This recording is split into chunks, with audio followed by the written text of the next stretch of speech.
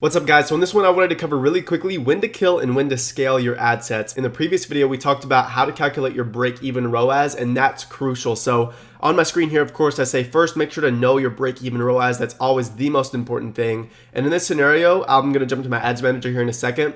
We'll say our break-even ROAS is 1.8.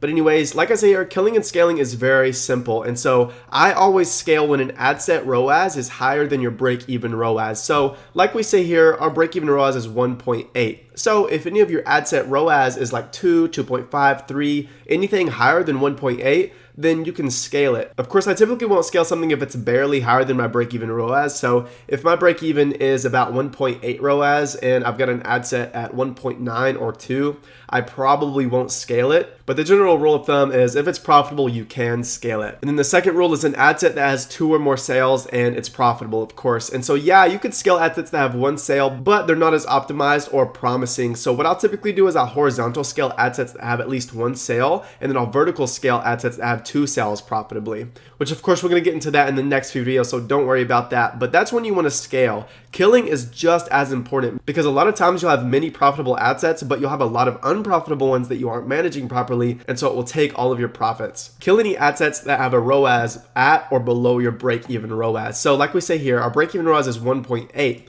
So we're going to kill any ad sets at 1.8 or below it. So like 1.3, 1.6, 1.7, anything like that, we're going to kill it. Another thing is you want to kill ad sets that spend at least $10 or more without getting any sales. And then the third time you want to always kill your ad sets is anytime they've spent over $3 but have a cost per click of over $1. I've never found any winning ad sets that have over a cost per click of $1 or more. And so you don't ever want to hope on those ad sets or let them spend the entire $10. So just after you see that an ad set has $1 cost at about $2 to $5 spent, then just go ahead and turn it off. So simple as that. That's when you want to scale and kill your ad sets. So I'm going to jump to one of my ad accounts and show you live. All right, so like I said, theoretically our break-even ROAS is 1.8.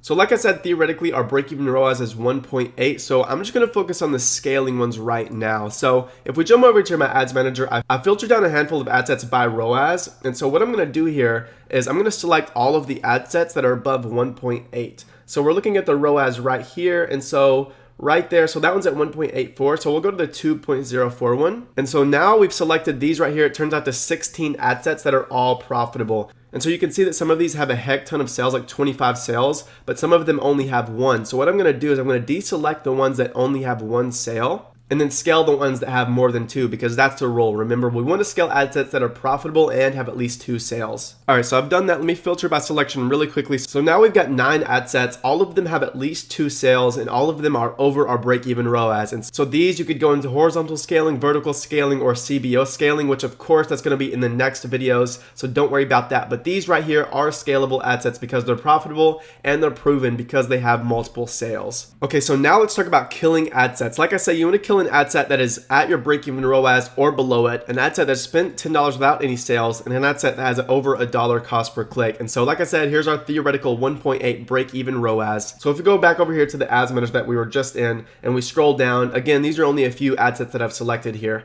but these right here are, this one is at my break-even ROAS of 1.8, and these are below it. So what I'll do is I'll select these 3, and then I'll go up here and filter by selection. And so these right here, I would just go ahead and kill them because they're below my break-even ROAS. So no mercy. You never want to have hope as one of your strategies because it will not work. And then I've found these 3 ad sets right here that I've spent. This one spent $2, this one spent $8, and this one has spent basically $8 here. And the cost per click is $1 to $2. And so I guess these ad sets were just really targeted or too specific or something like that because they just weren't working because the ads within here were actually profitable ads on other interest. And so these right here I would go ahead and kill just because the cost per clicks are so high. They're over $1, and I mean they're way over $1, and so we'll definitely turn these off immediately. So that's that, guys. That's where the break-even ROAS really comes into play. So scale any ad sets that are over your break-even ROAS and kill any ad sets that are below it. Of course, you want to scale ad sets that have over 2 sales very profitably, and you want to kill any ad sets that have over $1 cost per click or are unprofitable based on ROAS. So